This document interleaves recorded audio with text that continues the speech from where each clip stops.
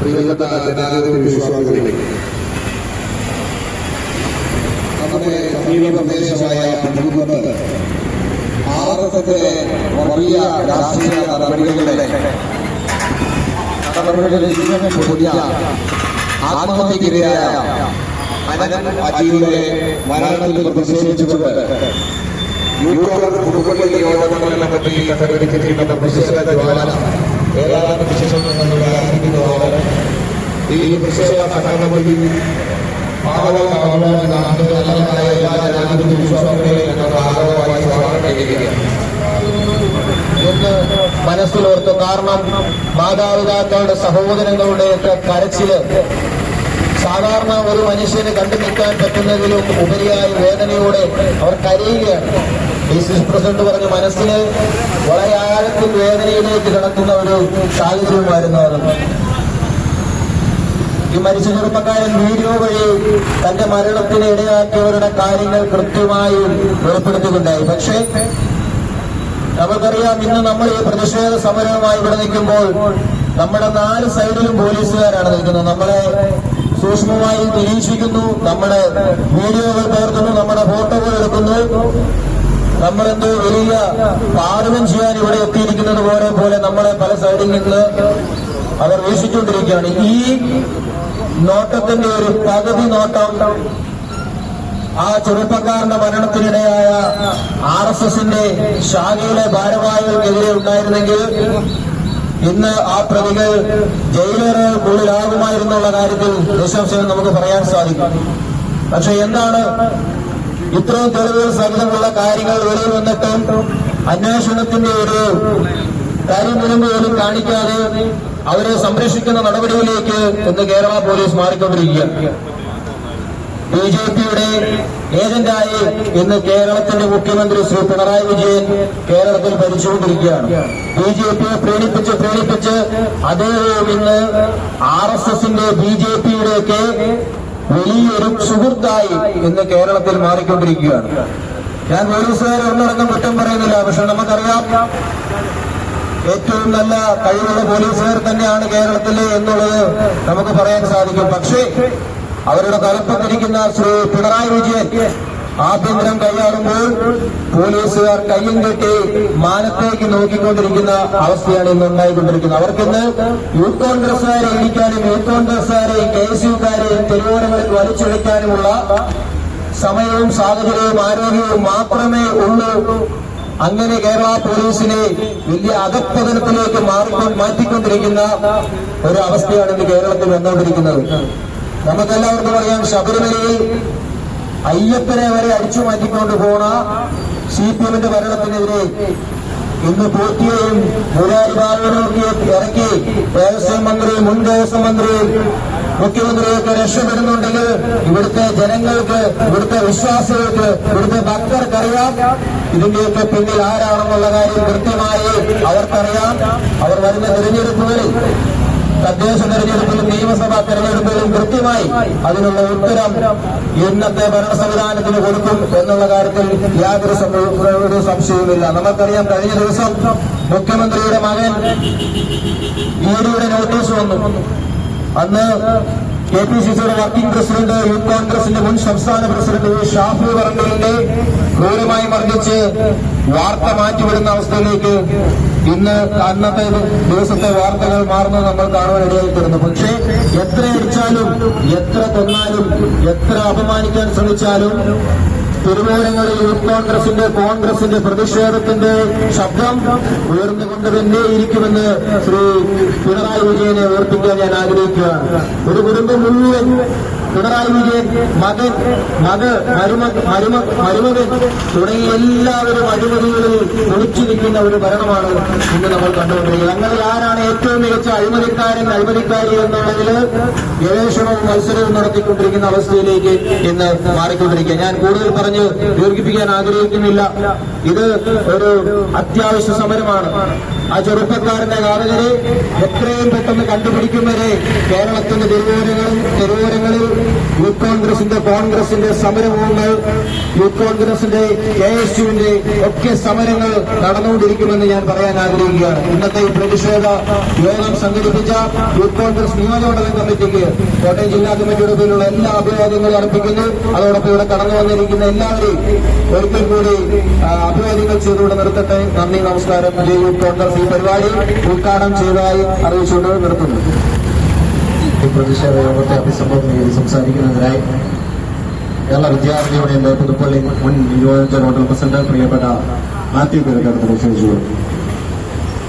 എനിക്ക് മുൻപ് സംസാരിച്ച ആളുകൾ എല്ലാവരും തന്നെ ഈ വിഷയത്തിന്റെ പ്രാധാന്യതയും ഇന്ന് യൂത്ത് കോൺഗ്രസ് ഇവിടെ ഈ സമര സംഗമം സംഘടിപ്പിച്ചിരിക്കുന്നതിന്, പ്രതിഷേധ ജ്വാല സംഘടിപ്പിച്ചിരിക്കുന്നതിന്റെ ഉദ്ദേശം എനിക്ക് മുൻപ് സംസാരിച്ച എല്ലാവരും തന്നെ സൂചിപ്പിക്കുകയുണ്ടായി. ഇന്ന് നമ്മൾ ഈ നിൽക്കുന്ന ഈ പുതുപ്പള്ളി കവലയിൽ നിന്നും ഏതാണ്ട് ഒരു 30-35 മിനിറ്റ് സഞ്ചരിച്ചാൽ എത്തിച്ചേരുന്ന അനന്തു അജി എന്ന 26 വയസ്സുള്ള ഒരു ചെറുപ്പക്കാരന്റെ വീട്. ഇന്ന് ആ വീട്ടിൽ കൂട്ടം കരച്ചിലാണ്. ആ വീടിന്റെ പ്രതീക്ഷയായിരുന്ന അനന്തു അജി എന്നൊരു ചെറുപ്പക്കാരൻ, ആ ചെറുപ്പക്കാരന്റെ കുടുംബാംഗങ്ങളും ഒരു കാലഘട്ടത്തിൽ ആ ചെറുപ്പക്കാരൻ വിശ്വസിച്ചിരുന്ന രാഷ്ട്രീയ പ്രസ്ഥാനവും അതിൽ അടിയുറച്ചിരുന്ന സാഹചര്യത്തിൽ ആ ചെറുപ്പക്കാരന് നേരിടേണ്ടി വന്നിരുന്ന പീഡനം എന്ന് പറയുമ്പോൾ ശാരീരിക പീഡനമല്ല, ലൈംഗിക അതിക്രമത്തിന് ഏതാണ്ട് 3-ാമത്തെ വയസ്സ് മുതൽ 4-ാമത്തെ വയസ്സ് മുതൽ ഇനി 26-ാമത്തെ വയസ്സ് വരെ RSSന്റെ ശാഖകളിൽ നിന്നും ആ ചെറുപ്പക്കാരൻ നേരിടേണ്ടി വന്ന ലൈംഗിക അതിക്രമങ്ങളിൽ മനം കൊണ്ട് 26 വയസ്സുള്ള ഒരു ചെറുപ്പക്കാരൻ ഈ പൊൻകുന്നത്ത് ഈ കാഞ്ഞിരപ്പള്ളിയിൽ ആത്മഹത്യ ചെയ്യുന്നത് ഇന്ന് ഇന്ത്യയിലെമ്പാടുമുള്ള വിവിധ സംസ്ഥാനങ്ങളിൽ വിവിധ തലങ്ങളിൽ പ്രതിഷേധങ്ങൾ നടന്നുകൊണ്ടിരിക്കുകയാണ്. ഇന്ത്യൻ യൂത്ത് കോൺഗ്രസിന്റെ ദേശീയ അധ്യക്ഷന്റെ ആഭിമുഖ്യത്തിൽ ഡൽഹിയിൽ സമരപരമ്പരകൾ അരങ്ങേറുകയാണ്. ശ്രീമതി പ്രിയങ്ക ഗാന്ധി ആദ്യം മുതൽക്കേ ഈ വിഷയത്തിൽ പ്രതികരിച്ചു തുടങ്ങി. എന്നിട്ടും കേരളത്തിലെ ഗവൺമെന്റും കേരളത്തിലെ പോലീസും ഇതിനെതിരെ നിസ്സംഗത പാലിക്കുന്നു എന്നാണ് ഞങ്ങൾക്ക് പറയുവാനുള്ളത്. ഒരു ചെറുപ്പക്കാരൻ അവന്റെ ആത്മഹത്യാ കുറിപ്പ് സവിസ്തരം എഴുതി വെച്ചിട്ട് ആ എഴുതി വെച്ചിരിക്കുന്നത് സെപ്റ്റംബർ 8-ാം തീയതി മുതൽ എഴുതി തുടങ്ങി. അത് എഴുതി കഴിഞ്ഞ ദിവസം എഴുതി വെച്ച് തിരുവനന്തപുരത്ത് തമ്പാനൂരിൽ ഒരു ഹോട്ടൽ മുറിയിൽ അവൻ ആത്മഹത്യ ചെയ്ത് അവൻ ഷെഡ്യൂൾ ചെയ്തിട്ട് ഒരു പോസ്റ്റ് ഇൻസ്റ്റഗ്രാമിൽ കഴിഞ്ഞ ദിവസം വന്നിട്ട് അതിൽ വ്യക്തമായി RSSന്റെ ശാഖയിൽ നിന്നാണ് താൻ ശാരീരികമായും മാനസികമായും ലൈംഗികമായും പീഡിപ്പിക്കപ്പെട്ടത് എന്ന് പറഞ്ഞിട്ട് ആ ആത്മഹത്യാ കുറിപ്പിൽ RSS എന്ന് ഒന്നിലധികം തവണ എഴുതിയിട്ടും കേരള പോലീസിന്റെ FIR-ൽ RSS എന്ന ഒരു പദം പോലും എഴുതി ചേർക്കുവാൻ തന്നേടമില്ലാത്ത കരുത്തില്ലാത്തൊരു പോലീസാണ് ഇന്ന് കേരളത്തിലുള്ളത് എന്ന് പറയുമ്പോൾ ലജ്ജയോടുകൂടിയാണ് ഈ കേരള സമൂഹം നിങ്ങളെ നോക്കിക്കാണുന്നത്. ശ്രീ പിണറായി വിജയൻ നേതൃത്വം കൊടുക്കുന്ന പോലീസിൽ നിന്നും ഇതിനപ്പുറത്തേക്കൊന്നും തന്നെ ഞങ്ങൾ പ്രതീക്ഷിക്കുന്നില്ല. ശ്രീ MA ബേബി ഒരു മാധ്യമപ്രവർത്തകർ ഇതിനെപ്പറ്റി ചോദിച്ചപ്പോൾ അദ്ദേഹം പറഞ്ഞത് അത് ടെക്നിക്കലായി സംഭവിച്ച ചില മിസ്റ്റേക്കുകളായിരിക്കുമെന്നാണ്. എന്നാൽ അത്തരം ടെക്നിക്കൽ മിസ്റ്റേക്കുകൾ എന്തുകൊണ്ടാണ് സംഭവിക്കുന്നതെന്നൊക്കെ മനസ്സിലാക്കുവാൻ ഒക്കെ ബുദ്ധിയുള്ള ആളുകളാണ് ഈ നാട്ടിൽ ജീവിക്കുന്നതെന്ന് ഞാൻ പറയാൻ ആഗ്രഹിക്കുകയാണ്. ഈ ചെറുപ്പക്കാരന്റെ ആത്മഹത്യാ വീഡിയോയിൽ നിങ്ങൾ ശ്രദ്ധിച്ചു കാണും. ആ ചെറുപ്പക്കാരൻ തന്നെ പറയുന്നത് അവരുടെ മാനസികാവസ്ഥയ്ക്ക് അടിമപ്പെട്ട് വിഷാദരോഗത്തിന് മരുന്ന് കഴിക്കുന്ന ഒരു ചെറുപ്പക്കാരനാണ്. ഇതിന്റെ രാഷ്ട്രീയ സാഹചര്യം എനിക്ക് മുന്നിൽ സംസാരിച്ച ആളുകൾ പറയുന്നുണ്ടായി. ആ ചെറുപ്പക്കാരന്റെ മനോനിലയിലൂടെ ഞാനൊന്ന് കടന്നു പോകുവാൻ ആഗ്രഹിക്കുകയാണ്. ആ ചെറുപ്പക്കാരൻ പറയുന്നത് ഞാൻ OCD എന്ന രോഗാവസ്ഥയിലൂടെ കടന്നു പോകുന്ന ഒരു വ്യക്തിയാണ്. OCD എന്നാൽ ഒബ്സസീവ് കമ്പൽസീവ് ഡിസോർഡർ എന്നാണ് രോഗാവസ്ഥയുടെ പേര്. നമ്മളിൽ പല ആളുകൾക്കും അറിയാം. നിങ്ങൾ വിചാരിക്കുന്ന പോലെ കയ്യിലൊരു അഴുക്ക് പറ്റിയാൽ അതിപ്പോൾ തന്നെ കഴുകിക്കളയണമെന്ന് നമ്മുടെ മനസ്സിൽ തോന്നുന്ന രോഗാവസ്ഥ മാത്രമല്ല OCD എന്ന് പറയുന്നത്. കാലിലോ ചെരുപ്പിലോ വസ്ത്രത്തിലോ ഒരു അഴുക്ക് പറ്റിയാൽ അത് എത്രയും വേഗം കഴുകി വൃത്തിയാക്കണം, അല്ലെ എന്റെ മുറി അടുക്കിപ്പെറുക്കി കൃത്യമായി വെക്കണമെന്ന് പറയുന്ന ആ ഒരു രോഗാവസ്ഥ മാത്രമല്ല OCD എന്ന് പറയുന്നത്. OCD ഈ ചെറുപ്പകാലത്തിൽ നേരിടേണ്ടി വന്ന സെക്ഷൽ അബ്യൂസും ലൈംഗിക അതിക്രമവും 26-ാം വയസ്സിൽ ആ ചെറുപ്പക്കാരൻ നേരിടേണ്ടി വന്ന ഡിപ്രഷനും OCDയും തമ്മിൽ ബന്ധമുണ്ട്. ആ ലൈംഗിക അതിക്രമത്തിൽ നിന്നാണ് അവനിലുള്ള സുരക്ഷിതത്വം നഷ്ടപ്പെട്ടത്, അവനിലുള്ള കൺട്രോൾ നഷ്ടപ്പെട്ടത്. ഇനി ജീവിക്കുന്നത് എന്തിനാണ് എന്ന തോന്നൽ അവനിലുണ്ടാക്കിയത്, അവന്റെ ജീവിതം സുരക്ഷിതമല്ല എന്ന് അവനെ തോന്നിപ്പിച്ചത്, സമൂഹത്തിന്റെ മുൻപിൽ അവന് നേരെ നിൽക്കുവാനുള്ള ധൈര്യം ഇല്ലാതാക്കിയത് ഈ ലൈംഗിക അതിക്രമണ സംഭവമാണ്. RSSന്റെ ശാഖകളിൽ നിന്ന് 100 വർഷക്കാലങ്ങൾക്ക് ഇപ്പുറം ഞാൻ മനസ്സിലാക്കുന്നത് കഴിഞ്ഞ ദിവസമായിരുന്നു RSSന്റെ 100-ാം വാർഷികം. ഈ 100 വർഷമായി ഇന്ത്യയിൽ പ്രവർത്തിക്കുന്ന RSS എന്ന ഈ സംഘടന ഇന്നും രഹസ്യ സ്വഭാവത്തോടെ പ്രവർത്തിക്കുന്ന ഒരു സംഘടനയാണ് എന്ന് എനിക്ക് നിങ്ങൾക്കും അറിയാവുന്നതാണ്. ഇന്ത്യയുടെ ഉരുക്കു മനുഷ്യൻ എന്നറിയപ്പെടുന്ന സർദാർ വല്ലഭായ് പട്ടേൽ, ഗാന്ധി ദിവസത്തോട് അനുബന്ധിച്ച് ഈ സംഘടന നിരോധിച്ചതാണ്. സ്വന്തമായി ഭരണഘടനയില്ലാത്ത സംഘടന, സ്വന്തമായി അംഗത്വത്തിൽ എത്ര ആളുകളുണ്ട് എന്ന് വ്യക്തമായ കണക്കുകളില്ലാത്ത, ആരൊക്കെയാണ് ഇതിന്റെ അംഗങ്ങളെന്ന് നാളെ നിങ്ങൾ ചോദിച്ചാൽ ഞങ്ങൾക്കറിയില്ല എന്ന് പറഞ്ഞ് വ്യക്തമായി ഒരു ഡോക്യുമെന്റ് ഇല്ലാത്ത RSS സംഘടന ഇന്നും രഹസ്യ സ്വഭാവത്തിൽ എവിടെയൊക്കെ ഇവർക്ക് ശാഖകളുണ്ട്, എന്തൊക്കെയാണ് ഇവരുടെ ശാഖകൾക്കുള്ളിലെ പ്രവർത്തനങ്ങൾ, എന്തൊക്കെയാണ് ഇവർ ചെറുപ്പക്കാരെ വിളിച്ചു നിർത്തി അവിടെ ചെയ്യുന്നത് എന്ന് പോലും അവരുടെ ശാരീരിക മാനസിക ആരോഗ്യത്തിന് വേണ്ടിയിട്ടാണ് RSS പ്രവർത്തിക്കുന്നതെന്ന് അവകാശപ്പെടുമ്പോൾ ചെറുപ്പകാലത്തിൽ ഒരു കുട്ടിയെ പിക്ക് ചെയ്ത് കൊണ്ടുവന്ന് ബാലഗോകുലത്തിൽ തുടങ്ങി അവിടെ നിന്നും RSS ശാഖകളിലേക്ക് എത്തിച്ച് പിന്നീട് BJPയിലേക്ക് റിക്രൂട്ട് ചെയ്യുന്ന നിങ്ങളുടെ രാഷ്ട്രീയത്തിന്റെ മറവിൽ എന്ത് നടക്കുന്നുവെന്ന് നാളുകളിൽ കേരളം ചോദിക്കുമ്പോൾ നിങ്ങൾ ഉത്തരം പറയേണ്ടി വരും. ആ തരത്തിൽ നിങ്ങൾ നടത്തിയിട്ടുള്ള അതിക്രമങ്ങളുടെ അവസാനത്തെ ഇരയാണ് അനന്തു അജി എന്നീ അവസരത്തിൽ പറയാൻ ആഗ്രഹിക്കുകയാണ്. RSSും BJPയും കേരളത്തിന്റെ മണ്ണിൽ ഒരുപാട് രാഷ്ട്രീയ കൊലപാതകങ്ങൾക്ക് നേതൃത്വം കൊടുത്തിട്ടുണ്ട്. അനന്തുവിന്റെ മരണവും ആ തരത്തിൽ RSSന്റെ നേതൃത്വത്തിൽ ഉണ്ടായ ഒരു രാഷ്ട്രീയ കൊലപാതകമായി കാണുവാൻ ഈ അവസരം അത് പറയുവാൻ വിനിയോഗിക്കുകയാണ്. പ്രിയപ്പെട്ടവരെ, RSSനുള്ളിൽ നിൽക്കുന്ന ആളുകളെ, BJPക്ക് ഉള്ളിൽ നിൽക്കുന്ന ആളുകളെ അവർ തന്നെ അവസാനിപ്പിക്കുന്ന ചരിത്രം ഇന്നും ഇന്നലെ നടന്നിട്ടുള്ള സംഭവമല്ല. ഈ അനന്തുവിന്റെ അച്ഛൻ ഒരു സജീവ RSS പ്രവർത്തകനാണ്. അനന്തുവിന്റെ അമ്മ RSS മാനേജ്മെന്റുള്ള ഒരു സ്കൂളിലെ അധ്യാപികയാണ്. അനന്തുവിന്റെ ബന്ധുമിത്രാദികൾ RSSന്റെ മുഖപത്രമായ ജന്മഭൂമിയിലെ ജീവനക്കാരാണ്.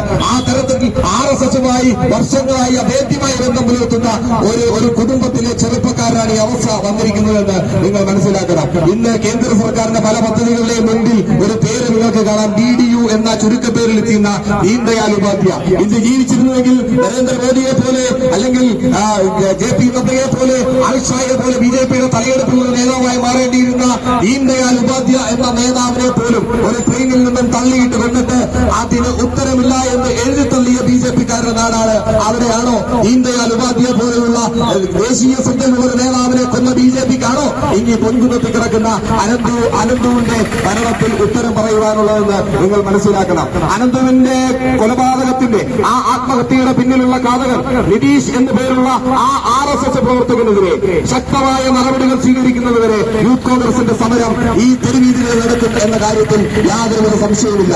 ഇന്ന് നിയോജകമണ്ഡലം കമ്മിറ്റിയുടെ നേതൃത്വത്തിൽ പൊൻകുന്നത്തെ DYSP ഓഫീസിലേക്ക് മാർച്ച് നടത്തി. നാളെ അത് ജില്ലാ കമ്മിറ്റിയായി മാറും, പിന്നീട് സംസ്ഥാന കമ്മിറ്റിയായി മാറും. ഈ സംസ്ഥാനത്തെ കോൺഗ്രസ് ഈ വിഷയത്തെ ഏറ്റെടുക്കും. RSSന്റെ രാഷ്ട്രീയത്തെ തടുക്കുവാൻ പിണറായി വിജയന് കരുത്തില്ല എങ്കിൽ, RSSന്റെ രാഷ്ട്രീയത്തെ തടുക്കുവാൻ പിണറായി വിജയന്റെ പോലീസിന് കരുത്തില്ല എന്നുണ്ടെങ്കിൽ RSS എന്ന് നിങ്ങൾ ചേർക്കുന്ന ഫസ്റ്റ് ഇൻവെസ്റ്റിഗേഷൻ റിപ്പോർട്ട് എന്നറിയപ്പെടുന്ന FIR-ൽ RSS എന്ന് പേര് കൊണ്ട് എഴുതുവാൻ, കീബോർഡിൽ ടൈപ്പ് ചെയ്ത് കയറ്റുവാൻ നിങ്ങൾക്ക് ധൈര്യമില്ലെങ്കിൽ ആ RSSനെതിരെ പോരാട്ടത്തിന്റെ കുന്തമണിയിൽ യൂത്ത് കോൺഗ്രസും ഉണ്ടായിരിക്കും. അനന്തുവിന്റെ കാതകരെ നിയമത്തിന് മുൻപിൽ കൊണ്ടുവരുവാൻ ഞങ്ങൾ തെരുവിലില്ലെന്ന് മാത്രം ഈ അവസരത്തിൽ പറഞ്ഞുകൊണ്ട് ഈ സമരം ഇവിടെ സംഘടിപ്പിച്ച നിയോജകമണ്ഡലം കമ്മിറ്റിയിലുള്ള എല്ലാവരുമായ അഭിവാദ്യങ്ങളും ചേർന്നുകൊണ്ട് ഞാൻ എന്റെ വാക്കുകൾക്ക് വിരാമം കുറിക്കുന്നു. നന്ദി, നമസ്കാരം. പ്രതിഷേധ യോഗത്തിന് അഭിസംബോധന ചെയ്ത് സംസാരിക്കുവാൻ യൂത്ത് കോൺഗ്രസിന്റെ ബഹുമാനപ്പെട്ട ജനറൽ സെക്രട്ടറി, നിയോജകമണ്ഡലം സെക്രട്ടറി പ്രിയപ്പെട്ട അജിത് ജോഷി.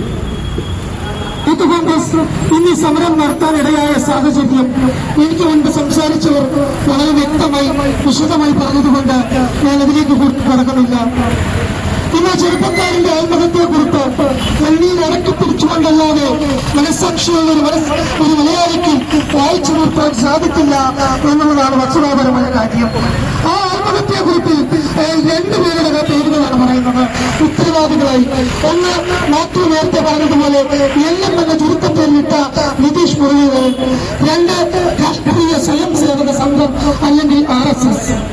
പക്ഷെ കേരളത്തിലെ പോലീസ് FIR രജിസ്റ്റർ ചെയ്തപ്പോൾ ഇതിനൊരു പേര് വിട്ടുപോയി, RSS എന്ന പേര്. RSS എഴുതി ചേർക്കുവാൻ, RSSനെ പ്രതി ചേർക്കുവാൻ, RSSനെതിരെ അന്വേഷിക്കാനുള്ള ആർജവം നിങ്ങൾക്കില്ല എന്ന് ഞങ്ങൾക്കറിയാം. അതിനെക്കുറിച്ച് യൂത്ത് കോൺഗ്രസിന് വളരെ വ്യക്തമായ ബോധ്യമുണ്ട്. ഇന്ന് ഓൾ ഇന്ത്യ കോൺഗ്രസ് കമ്മിറ്റിയുടെ സ്പോക്സ് പേഴ്സണായിട്ടുള്ള പല പേര് പറയുകയുണ്ടായി. ഗവൺമെന്റ് സിസ്റ്റത്തിന് ഒരു അൺരജിസ്റ്റേർഡ് ഓർഗനൈസേഷനെ അറസ്റ്റ് ചെയ്യുവാൻ ധൈര്യമില്ലെങ്കിൽ ആ സിസ്റ്റമാണ് ആത്മഹത്യ ചെയ്യേണ്ടത്. ഇതാണ് ഇന്നത്തെ തമിഴ് പീരിയഡ് സ്റ്റേറ്റ്മെന്റ് എന്ന് പറയുന്നത്. നമുക്ക് എല്ലാവർക്കും അറിയാം, അര ട്രൗസറിട്ട RSSന്റെ അറസ്റ്റ് ചെയ്യുവാനുള്ള ആർജവമൊന്നും ആഭ്യന്തര വകുപ്പിനില്ല. എന്നാൽ സംഘ കാര്യാലയങ്ങളുടെ പിന്നാമ്പുറങ്ങളിൽ പൊളിറ്റിക്കൽ പിന്തുണ അയക്കുവാൻ പിണറായി വിജയന് സാധിക്കും. ആ പൊളിറ്റിക്കൽ പിന്തുണയായി സർസംഘചാലകായിട്ടുള്ള RSSന്റെ ഭാരവാഹിയായിട്ടുള്ള മാതൃക ഹോസ്പിറ്റലിനെ കാണുവാൻ ഒരു ഉന്നത പോലീസ് ഉദ്യോഗസ്ഥരെ അയക്കുന്നു. LDFന്റെ കൺവീനറുടെ ചായ സൽക്കാരം നടത്തുവാൻ RSSന്റെ സംഘചാലകർ ചെല്ലുന്നു. ആരും അറിയാതെ വിലപേശയുടെ രാജകുമാരനായ TV തോമസിനെയും കൂട്ടിക്കൊണ്ട് കേരള ഹൗസിൽ നിർമ്മല സീതാരാമന് വിരുന്നൊരുക്കുന്നു. ഈ കോപ്രായങ്ങളെല്ലാം, ഈ പീഡനങ്ങളെല്ലാം നിങ്ങൾ നടത്തുമെന്നുള്ള വ്യക്തമായ ബോധ്യം യൂത്ത് കോൺഗ്രസിനുണ്ട്. കാരണം CBIയുടെ നോട്ടീസ് പിണറായിക്ക് വരുമ്പോൾ, EDയുടെ നോട്ടീസ് വിവേകിന് വരുമ്പോൾ, SFIയുടെ നോട്ടീസ് വീണാവിജയന് വരുമ്പോൾ, നിങ്ങൾ ഒരു കാലത്തിൽ വെട്ടിക്കൊടുത്ത് കലിംഗ സ്വാമിക്ക് തൃശ്ശൂർ നേദിച്ചപ്പോൾ ഈ നാട്ടിലുള്ള ബോധ്യമുള്ള മലയാളിക്കറിയാം നിങ്ങൾ എന്നെ നിങ്ങളുടെ ആശയങ്ങളും നിങ്ങളുടെ വ്യക്തിത്വവും RSS എന്ന സംഘടനയ്ക്ക് പണയം വെച്ചു കഴിഞ്ഞു. എന്നാൽ ഇതിലൊന്നിനും യൂത്ത് കോൺഗ്രസിന് വഴിയില്ല. യൂത്ത് കോൺഗ്രസിന് ഇവിടെ കൊളുത്തിയിരിക്കുന്ന അഗ്നി കേരളമെമ്പാടും ഒരു അഗ്നിപ്പന്തമായി പറഞ്ഞുകൊണ്ട് ആ ചെറുപ്പക്കാരന് നീതി ലഭിക്കുന്നവരെ സമരം ചെയ്യുവാൻ ഇന്ത്യൻ നാഷണൽ യൂത്ത് കോൺഗ്രസിന്റെ ഓരോ അണിയും തീരുമാനിച്ചു കഴിഞ്ഞു. ആ അഗ്നിയിൽ അവന്റെ കുടുംബത്തിനും മരണമടഞ്ഞപ്പെട്ട അനന്ത അജിക്കും നീതി ലഭിക്കട്ടെ എന്ന് മാത്രം ആശ്വസിച്ചുകൊണ്ട് ഈ സമരത്തിൽ അണിചേരുവാൻ ഓരോ യൂത്ത് കോൺഗ്രസുകാരോടും ആഹ്വാനം ചെയ്തുകൊണ്ട് ഞങ്ങൾ വാർത്തയിൽ സംസാരിക്കട്ടെ. നന്ദി, നമസ്കാരം. ജയ് ഹിന്ദ്, ജയ് ഇന്ത്യൻ നാഷണൽ യൂത്ത് കോൺഗ്രസ്. അഭിസംബോധന സംസാരിക്കാൻ ഇന്ത്യൻ നാഷണൽ കോൺഗ്രസിന്റെ ബഹുമാനായ മണ്ഡലം പ്രസിഡന്റ് പ്രിയപ്പെട്ട സാംകെ വർഗീസ്, ബഹുമാനായ അധ്യക്ഷൻ ഷാനെ, മറ്റു പ്രിയമുള്ള യൂത്ത് കോൺഗ്രസിന്റെ സഹപ്രവർത്തക സുഹൃത്തുക്കളിൽ, ഇവിടെ വളരെ വലിയൊരു ആരോപണമാണ് ഇവിടെ യൂത്ത് കോൺഗ്രസ് ഉന്നയിച്ചിരിക്കുന്നത്.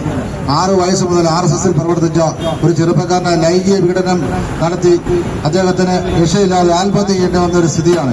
ആത്മഹത്യ ചെയ്ത ആളുടെ പേര് പോലും എഴുതിയിട്ട് പിണറായി വിജയന്റെ പോലീസ് അറസ്റ്റ് ചെയ്യുവാനോ അല്ല അവരുടെ പേരിൽ നടപടിയെടുക്കുവാനോ ഇതുവരെയും അവർ ശ്രമിച്ചിട്ടില്ല. അതിന് പകരം ഈ പ്രതിയെ അറസ്റ്റ് ചെയ്യണമെന്ന് ആവശ്യപ്പെട്ടുകൊണ്ട് മുന്നോട്ട് വന്ന യൂത്ത് കോൺഗ്രസുകാരെയും അതുപോലെയുള്ള ചെറുപ്പക്കാരെ അറസ്റ്റ് ചെയ്യുകയും അതുപോലെ തന്നെ പീഡിപ്പിക്കുകയും ചെയ്യുന്നതിന് വേണ്ടിയാണ് പോലീസ് ഇവിടെ മുൻകൈയെടുക്കുന്നത്. ഈ ഭരണം ഒരു 5-6 മാസം കഴിയുമ്പോൾ മാറും. പോലീസുകാർ ഒരു കാര്യം ഓർത്തുകൊള്ളണം, ഈ ഭരണം എന്നും പിണറായി വിജയന്റെ ഇരിക്കത്തില്ല, അല്ലെങ്കിൽ RSSനെ എന്നും സഹായിക്കുവാൻ പിണറായി വിജയൻ കാണത്തില്ല.